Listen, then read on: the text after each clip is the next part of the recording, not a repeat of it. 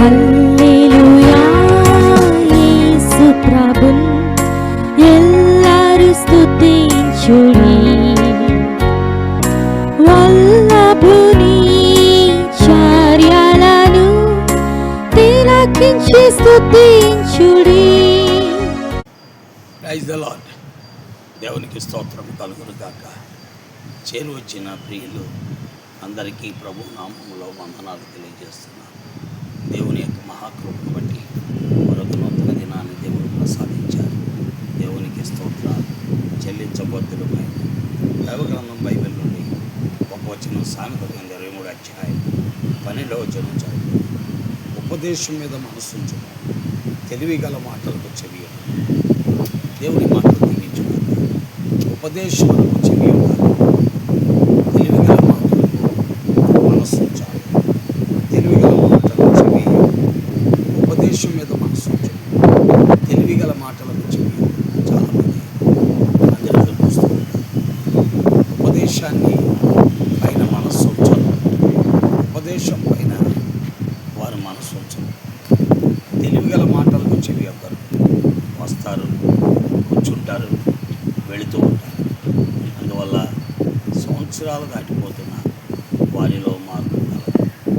దేవుని వాక్యంలో మనం చూస్తుంది ఉపదేశం మీద మనం మనస్సు ఇచ్చినప్పుడు, మన హృదయంలోనికి అవి చొచ్చుకొని పోయినప్పుడు, మన ఆంతర్యములో కార్యం చేసినప్పుడు మన బాహ్య జీవితం రూపాంతరము చెందుతుంది.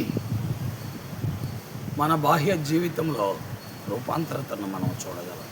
కాబట్టి ఉపదేశం మీద మనము మనస్సు ఉంచవలసిన వారు అని లేఖనాల్లో మనం చూస్తున్నాం.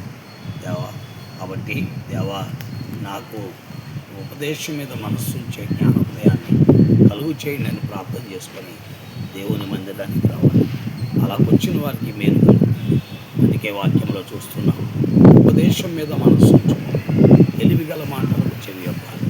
ఇలా చాలామంది వాటికి చెవి యొక్కి వాటి మీద మనస్సుంచి బాగుపడి ఆత్మీయంగా వృద్ధిలోకి వచ్చి దేవుని కొరకై గొప్ప గొప్ప పరిముఖులుగా మారిపోయిన వ్యక్తులను మనం చూస్తున్నాం.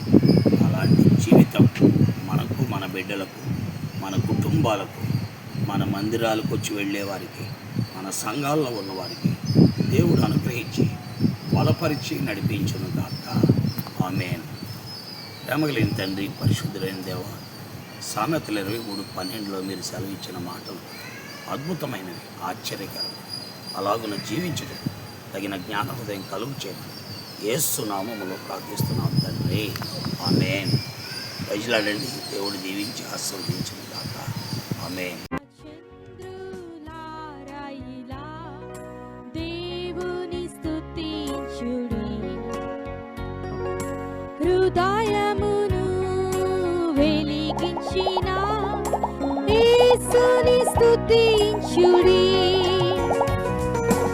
అగ్నివాడా గంధారా మీరు కర్తను స్తుతించుడి. హృదయ